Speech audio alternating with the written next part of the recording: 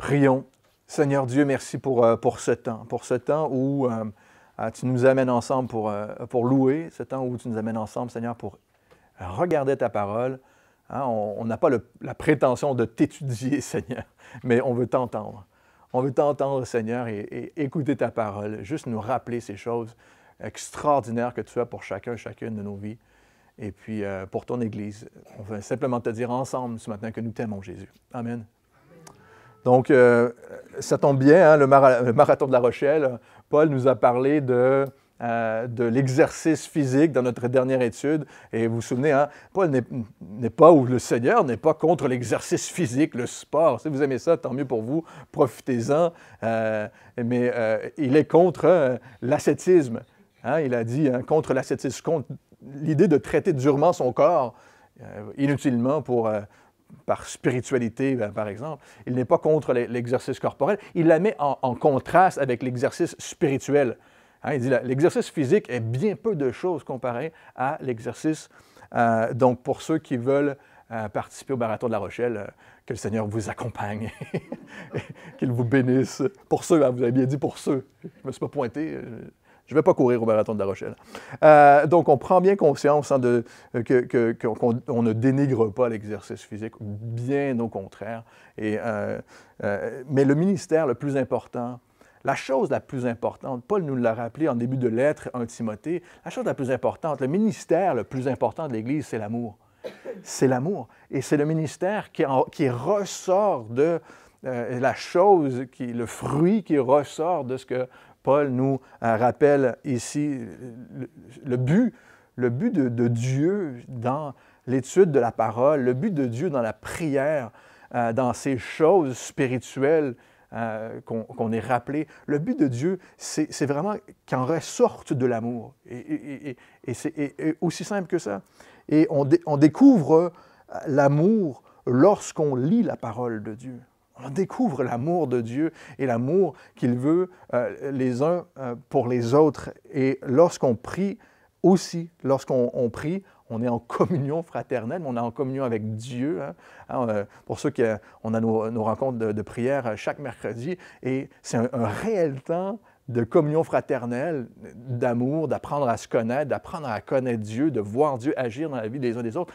Ces moments et ces choses-là, dans l'étude de la parole, nos temps personnels et en Église, sont des moments où est-ce qu'on peut réellement approfondir la grâce de Dieu. J'espère que vous le croyez. 1 Timothée, chapitre 4, verset 11. On termine le chapitre 4 aujourd'hui. « Voilà ce que tu dois recommander et enseigner, Paul dit à Timothée. Que personne ne méprise ta jeunesse, mais sois un modèle pour les fidèles en parole, en conduite, en amour, en foi, en pureté. Jusqu'à ce que je vienne, applique-toi à la lecture, à l'exhortation et à l'enseignement. Ne néglige pas le don qui est en toi, qui t'a été donné par la prophétie avec l'imposition des mains du collège des anciens. Applique-toi et sois tout entier à cette tâche, afin que tes progrès soient évidents de tous.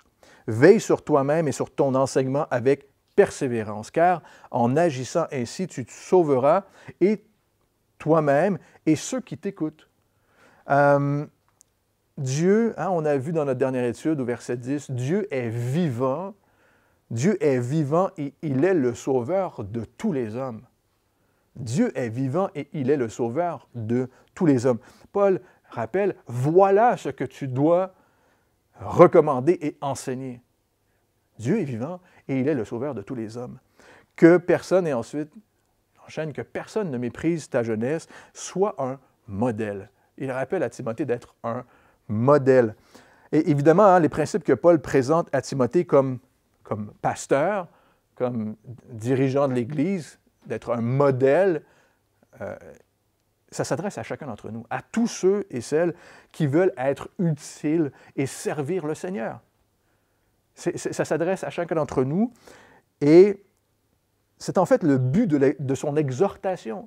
Paul exhorte Paul à être un modèle et le but de cette exhortation d'être un modèle, c'est afin que tous puissent voir comment agir, non seulement ça, mais que Dieu agit. non seulement comment agir, hein, moi j'aimerais ça être votre modèle à tous, hein, mais comme chacun d'entre nous, moi j'aime bien dire, on a la même patate à l'intérieur. Là. Il y a la même chose qui se produit à l'intérieur de moi qu'à l'intérieur de vous. Hein. Il y a la même patate qui fait vivre tout ça. Là. Et il y a les mêmes problèmes, les mêmes difficultés. On veut vivre, mon désir est de vivre et de servir le Seigneur. Mais aussi que le Seigneur puisse agir au travers de chacun d'entre nous pour que les autres voient que Dieu est à l'œuvre. J'espère que ça fait du sens pour vous aujourd'hui. Paul a rappelé à Timothée, toi, fortifie-toi, lis la parole, toi, fais ces choses-là. Tu seras un modèle et je pourrai agir aussi à travers de toi et tu seras un exemple de mon œuvre. Et c'est ce que Paul est en train de rappeler à Timothée. Il semble pourtant... On a vu que Timothée a de la timidité, donc Paul encourage tout le temps Timothée. De la timidité ou de l'incertitude. J'ai mélangé deux mots, vous avez vu. Ou de l'incertitude. Mais il l'encourage. Sois un modèle. Vas-y. Crois que le Seigneur agit toi-même. Paul veut l'affermir ou le réaffirmer dans son appel. C'est son rôle aussi de le réaffirmer, de l'encourager. Et son rôle qu'il a reçu de la part de Dieu et de mettre au service de Dieu les dons qu'il a reçus de la part de Dieu. Et ça, c'est le désir pour chacun d'entre nous. Mon désir pour chacun d'entre vous, c'est que vous puissiez mettre au service de Dieu les dons que vous avez reçus de la part de Dieu. Ça ne vient pas de moi, hein? Moi, je vous encourage à le faire. Je vous exhorte, continuez, allez-y, persévérez. Mettez au service de Dieu le don que vous avez reçu de la part de Dieu. Et c'est important que nous cherchions à plaire à Dieu et à Dieu seul. À le faire pour Dieu seul, pas pour les hommes. Et plus que ça, de ne pas le faire comme étant un acteur ou comme des acteurs. Ce que nous faisons, c'est pour Dieu que nous le faisons, mais plus encore, c'est parce que nous voulons lui ressembler. Ressembler à lui. Il est notre modèle. Jésus est le modèle pour chacun d'entre nous. Chacun d'entre nous. Mais pour être un modèle, un exemple, on le voit, on le sait, nous avons besoin d'un exemple. Pour être nous-mêmes un modèle, un exemple, on doit avoir un exemple. Et il n'y a qu'un seul exemple, et c'est Jésus. Et c'est Jésus. Notre seul exemple, c'est Jésus. Ce n'est pas les talents des hommes, les capacités ou même les dons des autres que les autres reçoivent. On veut ressembler à Dieu, agir comme lui, le laisser agir lui dans notre vie. Et il est notre modèle, évidemment, selon sa parole. Vous savez, c'est dangereux de laisser les talents naturels ou de vouloir que nos talents naturels surpassent le caractère de Dieu. C'est un danger pour chaque personne. C'est un danger de vouloir laisser les capacités personnelles dépasser le caractère de Dieu dans notre vie, ce que Dieu veut faire. Ce que l'on veut, c'est ressembler à Dieu, le laisser agir au travers d'autres. On se le répète au travers de la lettre à Timothée, mais c'est important parce que lorsqu'on veut agir, lorsqu'on veut servir Dieu, s'exercer à la spiritualité, on veut le faire parfois par nos propres forces, ou même imiter les talents, où on a des capacités personnelles ou des dons personnels. Et lorsque ces talents-là, ces choses que l'on peut faire par nous-mêmes, prennent le dessus sur notre piété, sur cet exercice spirituel, il y a toujours un danger, frères et sœurs. Parce que ça revient, il y a un pasteur qui nous rappelait cette année dans une conférence de pasteurs que ça revient rarement en arrière. Lorsqu'on s'appuie sur nos propres forces, nos talents, nos capacités personnelles, on revient rarement en arrière. On continue pendant très longtemps à s'appuyer sur ses propres forces-là. Alors que ce que l'on veut, c'est garder vraiment le caractère de Dieu. Agir comme lui. Le laisser agir dans notre vie. J'espère que ça fait du sens pour vous aujourd'hui. Et c'est sur son caractère, le caractère de Jésus, que nous voulons nous appuyer. Éphésiens chapitre 5, verset 1, je vous le lis, nous dit « Devenez donc les imitateurs de Dieu. » Éphésiens 5, 1. « Devenez donc les imitateurs de Dieu comme des enfants bien-aimés et marchez dans l'amour, à l'exemple du Christ, qui nous a aimés et qui s'est livré lui-même à Dieu pour nous comme une offrande et un sacrifice de bonne odeur. Soyez les imitateurs de Dieu et marchez dans l'amour. » Romains 8, 29, je vous le lis aussi. Ceux qu'il a connus d'avance, il les a aussi prédestinés à être semblables à lui. Voici la prédestination. À être semblable à Christ, à recevoir son caractère, à vouloir être saint comme Jésus. C'est le désir de Dieu que nous soyons comme lui. C'est le désir de Dieu que nous puissions développer une relation personnelle toujours plus profonde, que l'on ressemble toujours de plus en plus à Jésus. L'idée est d'avoir de plus en plus le caractère de Jésus, de lui ressembler. Paul ne dit pas à Timothée de s'imposer. Impose-toi, Timothée. Hein, que personne ne méprise ta jeunesse. Impose-toi, impose ton caractère. Il ne dit pas ça.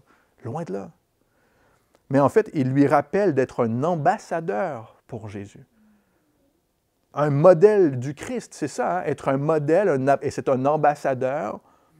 Un ambassadeur se démarque par son caractère. On l'a choisi pour ressembler à, et non pas par ses capacités personnelles ou sa position ou ce qu'il est. On veut ressembler à Jésus, frères et sœurs. Ressembler à lui seul. Paul rappelle à Timothée d'être un témoignage. Ce témoignage, c'est un type.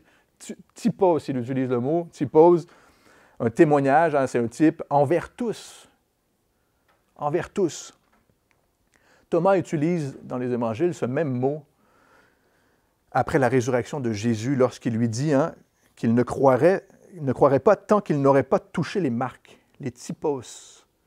Tant que je n'aurais pas touché ces marques-là, ces types-là, des clous qui ont été plantés en toi, hein, cette marque qu'il y a dans ton côté, tant que je ne toucherai pas ce témoignage-là, ce type-là, c'est le même mot que Thomas utilise, que Paul utilise que Thomas ici.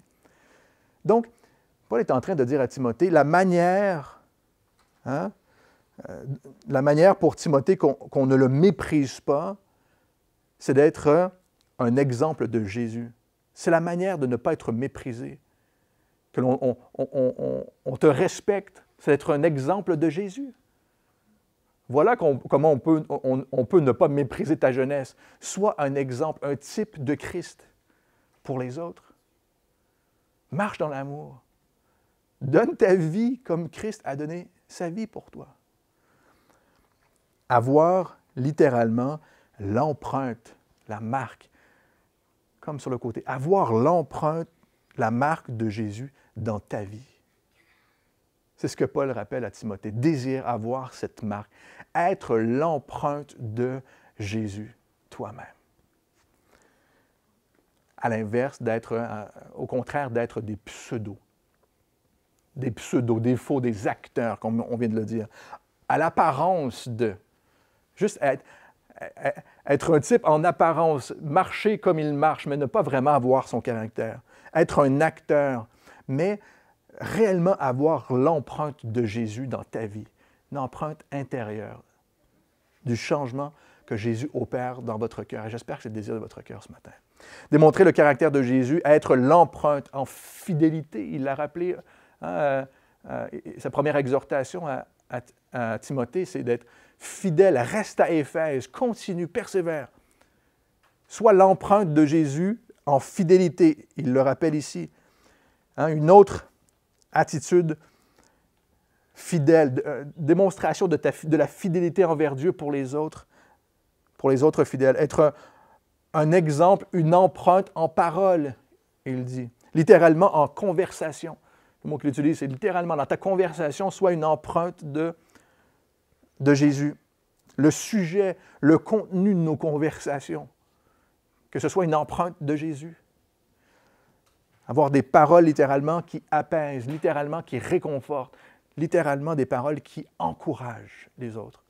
Soit l'empreinte de Jésus dans tes paroles. Éphésiens chapitre 4, verset 13 nous dit que l'Église s'édifie ensemble, n'est-ce pas?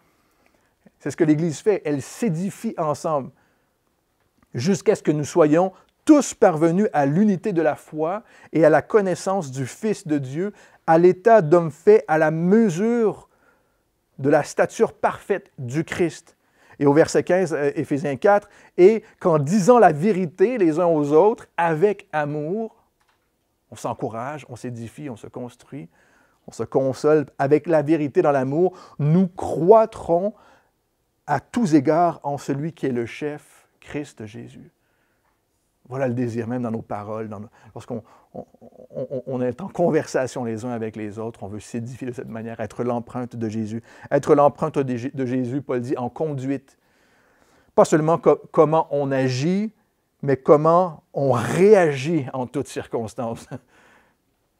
Hein, jusqu'à une certaine limite, parfois on agit bien, mais il y a des moments, des circonstances, ou des épreuves, des circonstances dans lesquelles on se retrouve en conduite. Ce n'est pas seulement notre action, mais notre réaction à ce qui nous arrive, à ce qu'un frère ou une sœur nous dit, aux difficultés qui nous surviennent. C'est être un modèle en conduite, dans notre action et notre réaction, dans nos décisions, nos engagements, nos priorités. Et c'est ce que Paul rappelle à Timothée, hein? La parole et la prière, l'exercice spirituel. Quelles sont vos priorités? Quel exemple donnons-nous? À quoi ressemble notre propre louange, cette conduite chrétienne? De comment nous servons et nous louons et nous agissons pour le Seigneur. Notre louange, notre service, soit un exemple, l'empreinte du Christ. Être l'empreinte du Christ en amour. Est-ce que notre amour reflète l'amour de Jésus? Un amour inconditionnel, tout simplement, qui n'est pas basé sur mes sentiments, sur ce que je désire, ce que j'ai besoin, mais réellement sur ce que Dieu veut, comment Dieu voit les autres, comment lui, il agit avec chacun d'entre nous. Toutes ces choses sont empreintes de la vie de Christ en nous, frères et sœurs. Démontrent l'œuvre de Jésus dans chacun de nos cœurs. Et on a tendance à vouloir s'appuyer, évidemment, sur notre propre expérience pour arriver à ces choses. Mais la vérité est que c'est une question de dépendance. La marque, c'est vraiment qu'il y ait une œuvre intérieure, qu'on soit dépendant constamment de l'œuvre de Dieu dans nos vies pour pouvoir arriver à ces choses-là. Plus nous sommes dépendants de Jésus, plus nous voulons lui obéir, plus nous voulons agir comme lui, plus nous regardons à lui, plus nous pouvons être un modèle de ce que nous voyons en lui. Plus nous lisons sa parole, nous recherchons la parole de Dieu pour notre vie dans les Écritures, plus nous voyons l'exemple de Jésus, plus nous comprenons ce qu'il veut pour nous. Et plus il peut travailler en nous. On peut acquérir de l'expérience, on peut acquérir des talents, on peut acquérir des choses dans la vie, n'est-ce pas? Mais notre expérience et nos talents, frères et sœurs, peuvent partir en fumée en un instant. Tout peut partir en fumée en un instant, surtout si nous cessons d'être dépendants de Jésus. Si nous cessons d'être dépendants de lui. Certaines traductions ici ajoutent être une empreinte aussi avec le mot en esprit. En esprit, en pneuma. Et vous savez, ça nous parle de joie ici. On peut laisser le Seigneur réjouir nos cœurs, nous donner cette joie qui vient de lui seulement. On peut être excité au sujet de Jésus. Ce premier amour dont la parole nous parle, cet amour qui est excitant, qui est surnaturel, qui déborde ces choses-là. La joie, évidemment, de notre salut, la joie de servir Dieu. Faire ces choses-là en esprit, soit un modèle, une empreinte de Jésus en esprit. La paix de Jésus, la joie d'être un enfant de Dieu. Romains chapitre 8, verset 16, tournez avec moi. Romains 8, 16. Romains 8, 16 nous parle de ça. Cette joie d'être un enfant de Dieu, de lui appartenir. Romains 8, verset 16 nous dit « Car tous ceux qui sont conduits par l'Esprit de Dieu sont des fils de Dieu. Et vous n'avez pas reçu un esprit de servitude pour être encore dans la crainte, mais vous avez reçu un esprit d'adoption par lequel nous crions, nous débordons de joie. Abba, Père! » L'Esprit lui-même rend témoignage à notre esprit que nous sommes enfants de Dieu. Lorsqu'on reste près de Dieu, Dieu nous donne une joie de l'appartenir, mais il nous donne une joie de vivre, frères et sœurs, qui ne vient que de lui. Sois un modèle, Paul continue à Timothée, un modèle en foi, hein, une empreinte de foi. La vie chrétienne se vit toujours par la foi, frères et sœurs. La vie chrétienne, c'est toujours un autre pas de foi. Même lorsqu'on a accompli quelque chose, même lorsqu'on est arrivé à quelque chose, ça n'est jamais terminé. C'est toujours un pas de foi supplémentaire. Dieu va nous amener par la foi à vivre, à continuer à le suivre, à lui obéir, à avancer. Et on aimerait que ce soit terminé, qu'on soit arrivé, qu'on peut se reposer et dire, bon, tout est accompli. On sait ce que ça a coûté à Jésus, n'est-ce pas, pour pouvoir dire tout est accompli. Sa vie. Le plan de Dieu parfait pour sa propre vie. Le plan de Dieu parfait pour chacune de nos vies. C'est toujours un autre pas de foi, de vouloir continuer à servir Dieu. J'espère que c'est le désir de votre cœur aujourd'hui. La foi nous permet d'avancer, frères et sœurs. La foi nous permet de continuer, jour après jour. C'est la foi qui fait ça. Être un exemple dans la foi, par la prière, un exemple dans notre confiance en Dieu, c'est ça, hein? Être un exemple de foi, faire confiance à Dieu, ce qui n'est pas toujours évident. Un modèle en pureté, Paul ajoute. Une pureté qui est de cœur et d'action. Pas que nos actions, mais une pureté de cœur aussi, de sincérité, de désirer que Dieu réellement sanctifie notre cœur, purifie notre cœur. Et c'est de cette manière que, hein, lorsque c'est une empreinte réelle de Jésus qui est dans ta vie, qui vit en toi, l'Esprit qui habite en toi, mais cette purification, cette sanctification va avoir un impact sur tes actions. Et aussi le fruit, cette pureté, c'est aussi le fruit de l'empreinte de Jésus dans ta vie. Notre désir, on l'a dit, on va se le redire, est d'être sanctifié, frères et sœurs, est d'être saint. C'est notre désir, être saint. Être saint, c'est d'être sanctifié. Galates chapitre 5, verset 24, je vous le lis. « Ceux qui sont au Christ Jésus ont crucifié la chair avec ses passions et ses désirs. » On l'a crucifié, on l'a abandonné, on l'a mis à mort. Si nous vivons par l'Esprit, marchons aussi par l'Esprit. Si nous vivons par l'Esprit, et nous vivons par le Saint-Esprit, c'est lui qui nous donne la vie. C'est le Saint-Esprit qui agit. Éphésiens nous dit que le Saint-Esprit, c'est la même puissance qui a ressuscité Jésus, c'est la même puissance qui vit en toi. C'est lui. Si nous vivons par lui, marchons aussi par lui. Est-ce que c'est le désir de notre cœur de marcher dans ces choses? D'être l'empreinte de Jésus de cette manière-là, être un modèle, être un exemple en parole, en conduite, en amour, en esprit, en foi et en pureté. 2 Pierre, chapitre 1, verset 3, nous dit « Sa divine puissance nous a donné tout ce qui contribue à la vie et à la piété, en nous faisant connaître celui qui nous a appelés par sa propre gloire et par sa vertu. » Lorsqu'on met notre foi, notre confiance en Jésus, dans sa puissance, il nous donne tout ce dont nous avons besoin pour pouvoir vivre comme lui. Vous savez, je vous demande régulièrement, j'espère que c'est le désir de votre cœur, mais vous savez, c'est pratiquement tout ce que ça prend.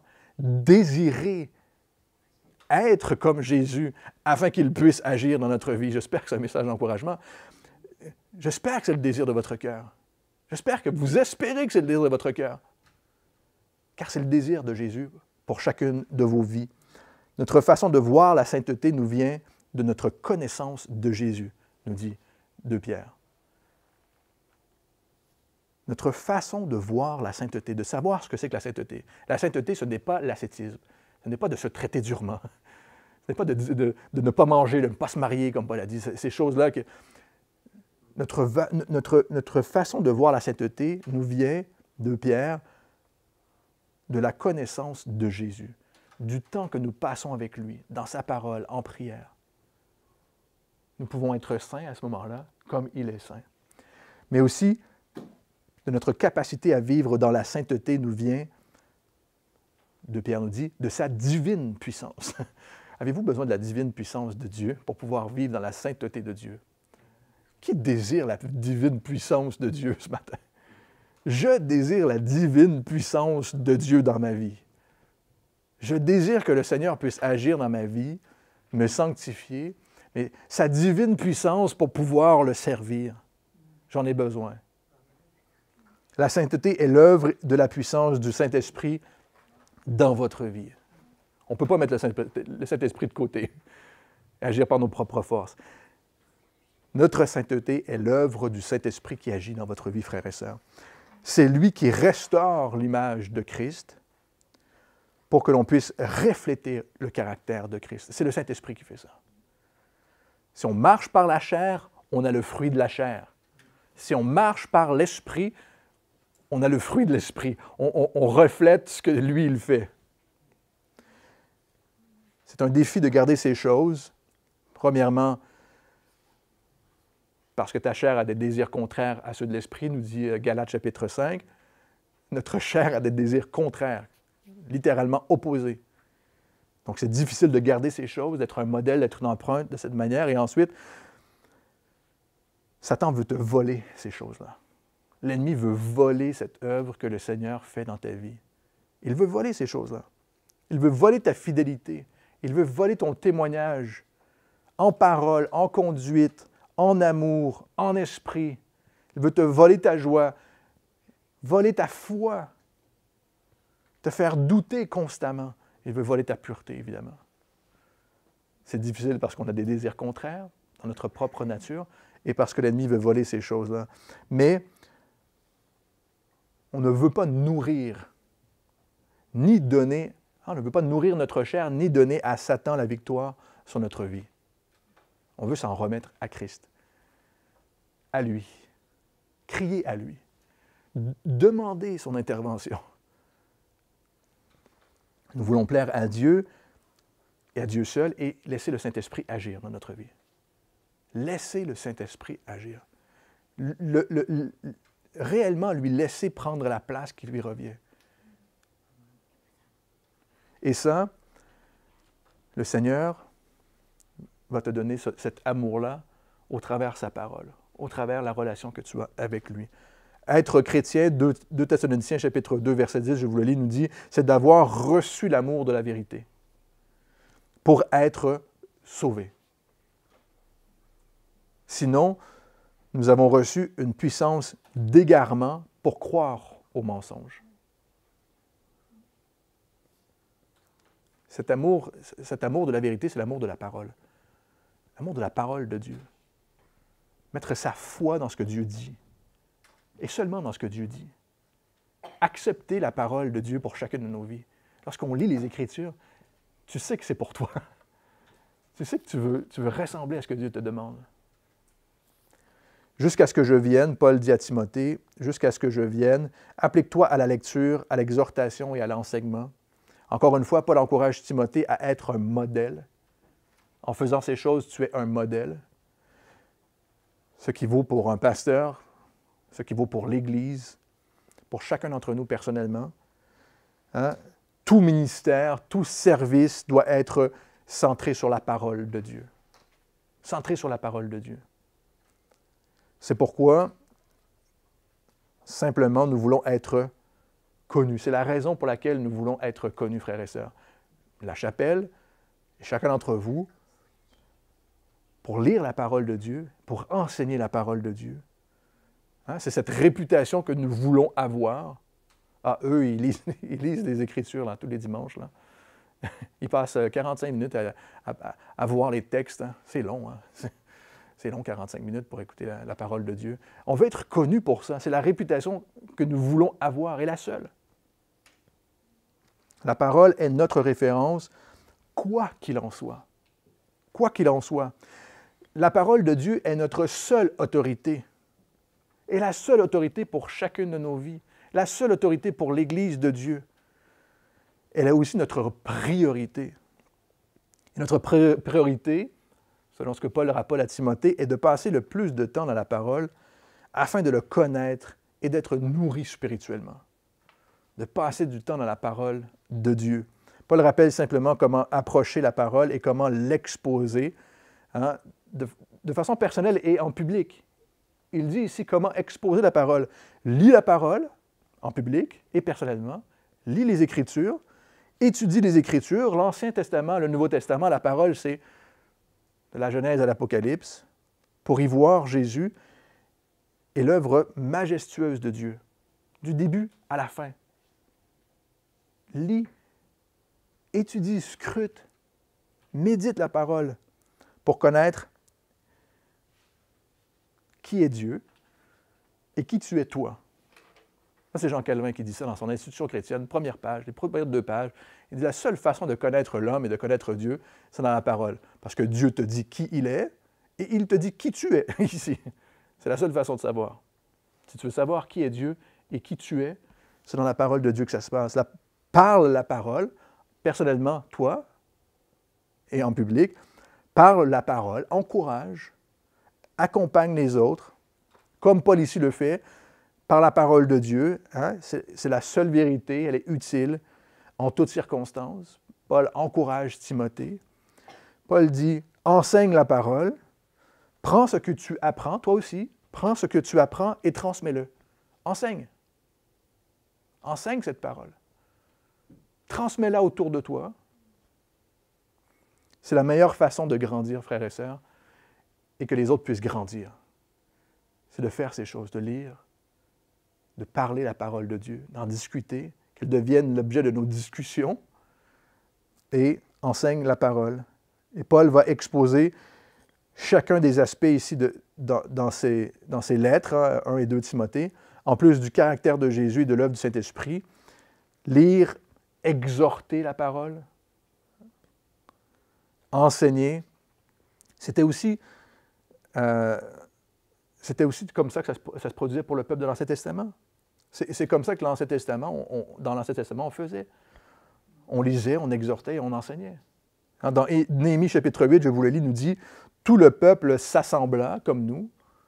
Tout le peuple s'assembla comme un seul homme, Néhémie nous dit, comme une seule personne, comme un seul corps, de la même manière. » Néhémie chapitre 8, verset 8. « Et il lisait distinctivement dans les livres de la loi de Dieu, et il en donnait le sens pour en faire comprendre ce qu'il venait de lire. » Ce que l'on fait encore aujourd'hui, simplement.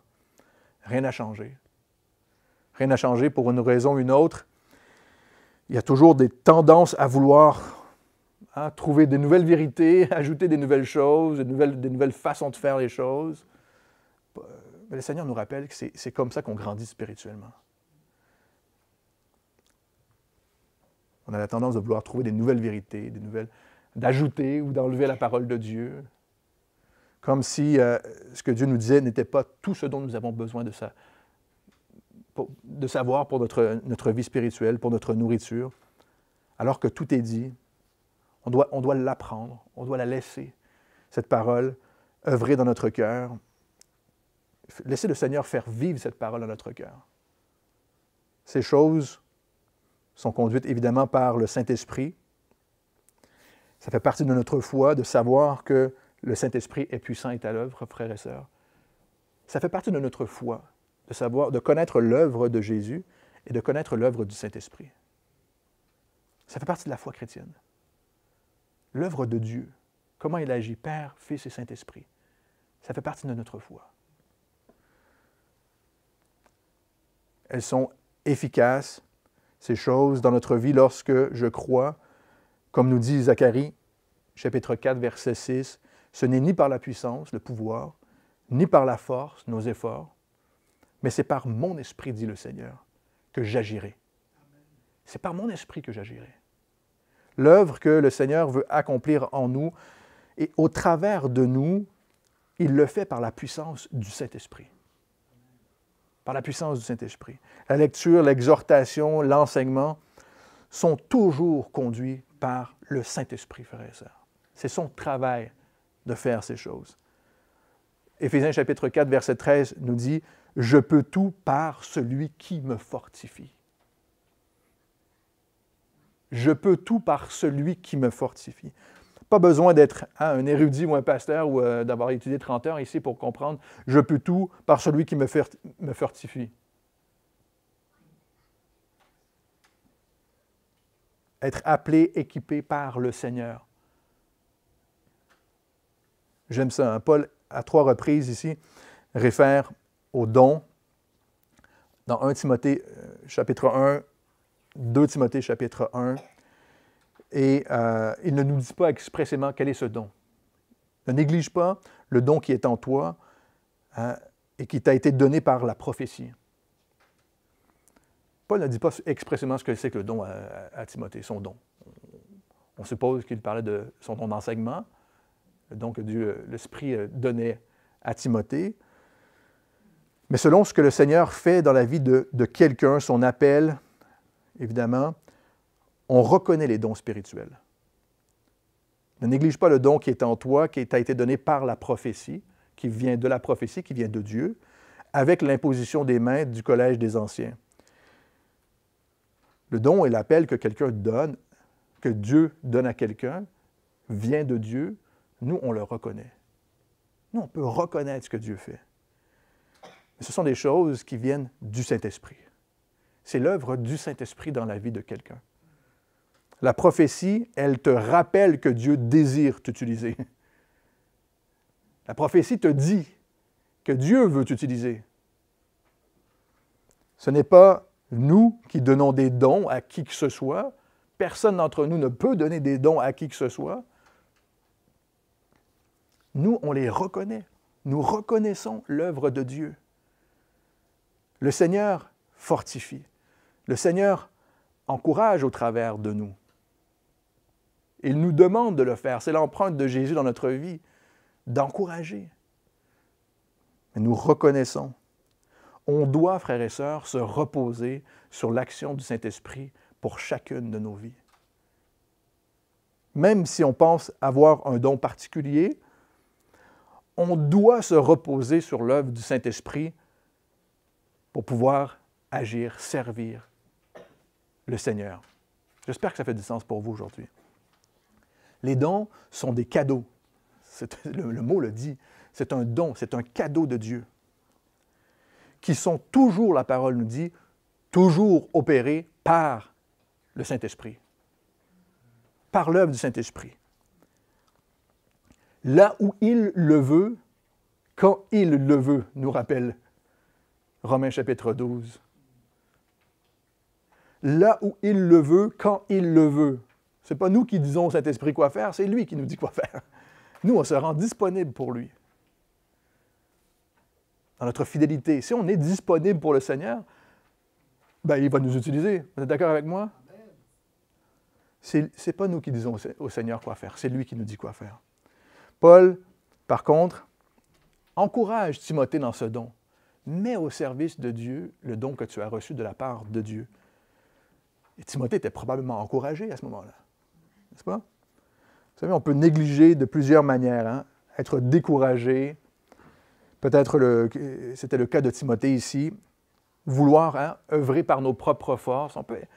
On peut négliger le don en voulant agir par nos propres forces. On néglige. On met de côté ce que Dieu veut faire et on veut prendre la place. Galates chapitre 3, verset 3 nous dit « Après avoir commencé par l'Esprit, allez-vous maintenant finir par la chair? » C'est une folie, Paul disait. Vous avez commencé par le Saint-Esprit, vous n'allez pas mettre le Saint-Esprit de côté pour pouvoir agir par votre chair. Vous avez commencé par le Saint-Esprit, terminé par le Saint-Esprit, laissez le Saint-Esprit agir. Pour servir efficacement, nous avons besoin de la puissance du Saint-Esprit et des dons spirituels de Dieu par lesquels il nous utilise pour pouvoir le servir. Notre travail, c'est de le laisser agir. De laisser le Saint-Esprit nous utiliser afin de changer. L'idée commence à être claire pour nous dans 1 Timothée, de laisser le Saint-Esprit nous utiliser pour que nous-mêmes, on puisse changer dans notre caractère, agir comme lui, et qu'on puisse servir. On a besoin du Saint-Esprit pour ces deux choses-là. Sans le Saint-Esprit, rien de ce que tu fais n'est efficace. Tout est inutile. Tout est perdu. Paul continue. « Applique-toi et sois tout entier à cette tâche, afin que tes progrès soient évidents de tous. » Être un modèle, méditer la parole, enseigner, être équipé des dons du Saint-Esprit s'accompagne de sa sainteté. Que les progrès soient évidents de tous. On ne veut pas être de ceux qui prétendent à une prétention spirituelle sans la sainteté. On veut démontrer des choses, des miracles, des prodiges, peu importe, des guérisons sans la sainteté. Ce progrès dont Paul parle, c'est dans l'œuvre et dans le caractère, dans les deux. Et nous désirons les deux. J'espère que c'est le désir de votre cœur. Nous désirons les deux. 1 Corinthiens chapitre 12, verset 31 nous dit « Aspirez aux dons les meilleurs, et je vais encore vous montrer une voie par excellence, l'amour. » Cette sainteté produit l'amour, frères et sœurs. Les dons que Dieu donne, 1 Corinthiens 14 va nous dire, n'est que pour une seule raison, l'édification du corps, qui est d'être unis dans l'amour de Dieu. Dans l'amour de Dieu. On désire, et je pense que lorsqu'on aspire à la sainteté, on désire l'amour. Ça doit être le but de notre désir, de changer et de servir. Le but, c'est l'amour. Le Seigneur nous utilise par la puissance de son esprit, par ses dons. Paul nous rappelle, sois tout entier à cette tâche. Sois tout entier à cette tâche. On ne veut pas avoir le cœur divisé dans cette tâche. Lorsqu'on veut servir le Seigneur, lorsqu'on veut le suivre, on va être tout entier à Dieu. Paul nous donne le secret ici de l'approche au Seigneur, comment on veut l'approcher. On veut être tout entier. Prends mon cœur, Seigneur. Prends ma vie toute entière. Elle est à toi. Je m'abandonne, on le chante constamment. Je m'abandonne à toi. Sois tout entier à cette tâche. Frères et sœurs, on veut être passionné pour Jésus. Moi, je veux être passionné pour Jésus. On désire que notre Église soit passionnée pour Jésus. Peu importe le temps qu'on a, peu importe l'énergie que l'on a, on veut se donner entier et complètement au Seigneur. Ce qui devrait être le désir de notre cœur lorsqu'on cherche la face de Dieu dans sa parole et par la prière.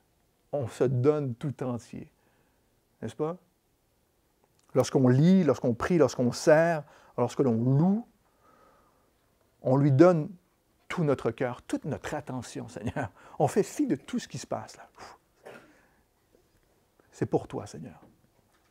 Marc chapitre 12, verset 30 nous rappelle, et ce que Paul dit ici fait écho du premier commandement. Tu aimeras le Seigneur, ton Dieu, de tout ton cœur, de toute ton âme, de toute ta pensée, de toute ta force. On cherche comment obéir à Dieu. Et ici, Paul répond, aime ton Dieu, aime-le. Tu veux servir Dieu, tu veux lui obéir, aime le Seigneur, ton Dieu, de tout ton cœur, entièrement. Soit que tout ton être, tout ce que tu es, soit absorbé par cet amour-là. Ta pensée, ton corps, et c'est volontaire, hein? Désirez-le pour chacune de vos vies. Que ton corps, ton cœur, ta respiration littéralement, que tout ton être entièrement, on ne vit plus que pour lui et pour le servir. Paul disait, ce n'est plus moi qui vis, c'est lui qui vit en moi. J'espère que c'est le désir de votre cœur ce matin. Afin que tes progrès soient évidents pour tous, notre cœur est une terre que le Seigneur travaille constamment, continuellement. Les plus âgés, vous avez le droit de dire Amen. Les plus jeunes, vous avez le droit de dire Amen plus fort que les plus âgés. Il vous reste plus de temps peut-être. Mais notre terre est une... On a une vie d'espérance, une espérance de vie de 75, 80 ans. Ah, on est bien entier ici. 85, on va se dire. Hein? Le temps passe vite, les amis. Mais notre terre notre vie est une terre que le Seigneur laboure. Une terre que le Seigneur travaille constamment. Notre désir est que l'Évangile avance. Dans notre propre cœur, dans notre propre vie, que l'Évangile gagne du terrain dans ma vie, sur les choses qui sont parfois plus difficiles, certains aspects de ma vie dans mon cœur, mais aussi dans le cœur chez les gens qui nous entourent.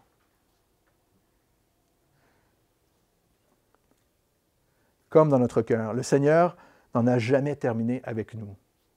N'est-ce pas? Par son esprit, il désire que nous progressions, qu'on puisse croître, grandir spirituellement. Paul nous parle de nourriture spirituelle, de s'exercer spirituellement afin de grandir, afin de faire des progrès. Notre pasteur dit, un chrétien qui est indifférent aux choses spirituelles ne fera jamais de progrès. Un chrétien qui est indifférent aux choses spirituelles, à la lecture de la parole de Dieu, au caractère de Dieu, à sa sainteté. Lorsqu'on est indifférent à ça, on ne peut pas faire de progrès. On ne peut pas. On doit chercher à avancer dans de nouveaux territoires, laisser le Seigneur agir dans de nouvelles places dans notre vie, grandir spirituellement, prendre de plus en plus de place, ne pas vouloir rester les mêmes spirituellement. J'espère que vous ne voulez pas rester la même. 1 Timothée chapitre 4, on a lu beaucoup de textes ce matin, je vous le lis encore. 1 Timothée 4, 10. Paul a dit encore une fois, ce que Paul veut que Timothée enseigne. Nous travaillons et nous luttons parce que nous avons mis notre espérance dans le Dieu vivant, qui est le Seigneur, le Sauveur de tous les hommes, surtout des croyants. Le Seigneur n'en a pas terminé avec vous, frères et sœurs. Le Seigneur n'en a pas terminé avec nous. Il y a toujours de nouvelles choses à apprendre de la parole, de nouveaux combats, toujours de nouvelles victoires à remporter. Laissons le Saint-Esprit agir. Laissons le Saint-Esprit développer le caractère de Jésus dans notre vie. Ce progrès dont Paul parle, cette croissance, grandir, mûrir, c'est le fruit qui révèle que ce que tu fais ne vient pas de toi. Que ce que tu fais ne vient pas de toi. Que c'est vraiment l'œuvre de Dieu dans ta vie. Est-ce qu'il y a quelque chose qui vous encourage plus que l'œuvre de Dieu dans votre vie? Moi, il n'y a rien qui m'encourage plus que de savoir que c'est Dieu qui agit. Rien. C'est ce qui fortifie ma foi, de savoir que Dieu agit. Ma foi est fortifiée à chaque fois que je sais que ça vient de Dieu. Un peu découragé quand je sais que ça vient de moi. Veille sur toi-même, Paul nous dit, on prend un peu plus de temps ce matin, on passe au travers ce texte. Veille sur toi-même et sur ton enseignement avec persévérance, car en agissant ainsi, tu te sauveras toi-même et ceux qui t'écoutent. Veille sur toi-même et sur ton enseignement. Regarde attentivement si tu vois le caractère de Jésus et le Saint-Esprit à l'œuvre dans ta vie. Veille sur toi-même. Est-ce que tu vois, toi, le caractère de Jésus dans ta vie? Est-ce que tu vois le Seigneur agir? Ça nécessite évidemment de s'examiner régulièrement, de se repasser au crible, de remettre les choses en question dans notre vie, de voir cette œuvre de Dieu. Surtout, il dit, ne te décourage pas, persévère. Et c'est ce qui est facile à faire. Lorsqu'on regarde à nous-mêmes, on peut se décourager rapidement. On se décourage. Mais il dit, ne te décourage pas, le Seigneur n'en a pas terminé avec toi. Il n'a pas terminé avec toi. Persévère. Sache que le Seigneur est là et il est à l'œuvre. Sache aussi, non seulement qu'il n'en a pas terminé avec toi, mais il n'en a pas terminé avec l'Église. Des fois, on peut être découragé. Ah, l'Église, là, j'en ai marre. Là. Ça prend mon temps, ça prend mon énergie, ça prend mon argent, ça prend mes relations, lui, elle. Le Seigneur n'en a pas terminé avec les autres, frères et sœurs. Vous devez savoir ceci. Vous devez être encouragés de l'œuvre que Dieu fait dans la vie de vos frères et sœurs. Dieu n'en a pas terminé avec le monde. Il n'en a pas terminé avec le monde. Notre Dieu est vivant. Paul, c'est la 3e fois qu'il le dit. Voici ce que tu dois enseigner et recommander. Notre Dieu est vivant et il est le sauveur de tous les hommes. Toi aussi, mon frère, ma sœur. Ce n'est pas si il est vivant ou si il est le sauveur de tous les hommes. Il est vivant et il est le sauveur de tous les hommes. Voilà ce que tu dois recommander, enseigner. Voilà qu'est-ce qui peut t'exciter, ce avec quoi tu peux être passionné. Il est vivant et il est le sauveur de tous les hommes. J'espère que vous êtes excités ce matin. J'espère qu'avec ce long message, ça vous requinque un tout petit peu, là. Ça vous redonne un peu d'énergie. Veille sur toi-même, sur ton enseignement, afin de ne pas faire naufrage. Hein? Il a dit au chapitre 1, veille sur ceci aussi pour ne pas faire naufrage dans la foi. Paul a déjà dit de dévier toi-même de cette espérance que nous avons en Dieu.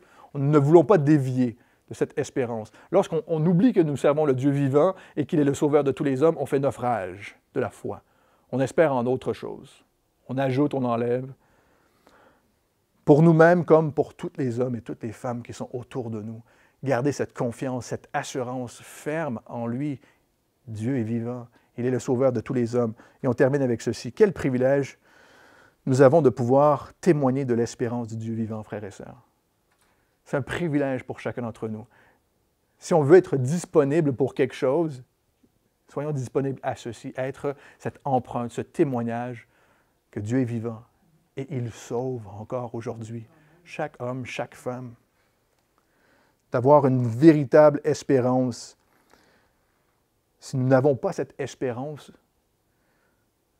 nous pouvons mettre notre espérance en Dieu à n'importe quel moment, en n'importe quelle situation. Nous pouvons partager nous-mêmes cette espérance. Des fois, on se retient, frères et sœurs. Des fois, on est timide de partager l'espérance en Jésus-Christ. Parfois, on attend 2 ou 3 fois lorsque certaines personnes sont dans des difficultés ou est-ce qu'on voit. Hein? On s'est dit dans notre dernière étude que ce n'est pas l'amour de laisser quelqu'un dans l'erreur, mais d'être excité, de vouloir que l'autre connaisse notre Sauveur de la manière dont nous le connaissons. C'est ça l'amour de Dieu. C'est ça l'amour de Dieu qui se répand. Si vous ne pouvez pas faire du bien aux autres sans que le Seigneur vous fasse du bien à vous-même, Pasteur Chuck Smith disait, vous ne pouvez pas progresser. Si le Seigneur ne vous fait pas du bien à vous, vous ne pourrez pas faire du bien aux autres. Laissez le Seigneur travailler dans votre cœur. Laissez-le vous changer, vous équiper. On peut s'être détourné. On peut avoir été découragé. On peut manquer d'amour parfois. On peut être rempli de doutes. Le Seigneur nous aime et il veut continuer son œuvre dans chacune de nos vies. On doit le croire pour nous. On doit le croire pour les autres. Et c'est le but d'être un modèle. Soyons des modèles en parole et en œuvre de ce que Dieu veut accomplir. Prions. Seigneur Dieu, merci pour ta parole. Et on te prie, Esprit Saint, c'est à toi à agir dans nos cœurs. Et on veut te laisser agir aujourd'hui. On veut te laisser agir, Seigneur. Si on a douté, on te demande pardon. Si on est découragé, Seigneur, on te demande de nous restaurer. Si on doute, Seigneur, on veut te demander de fortifier notre foi aujourd'hui. Si nous avons œuvré par nos propres forces, nous voulons te demander, Seigneur, de nous remplir de ta force. Esprit Saint, donne-nous les dons dont nous avons besoin pour accomplir l'œuvre que tu veux accomplir dans ton Église. On te prie maintenant, Seigneur, chacun d'entre nous. On prend ce temps, Seigneur, de se mettre à ta disponibilité. Agis si tu veux agir, Seigneur. Parle si tu veux parler, Seigneur.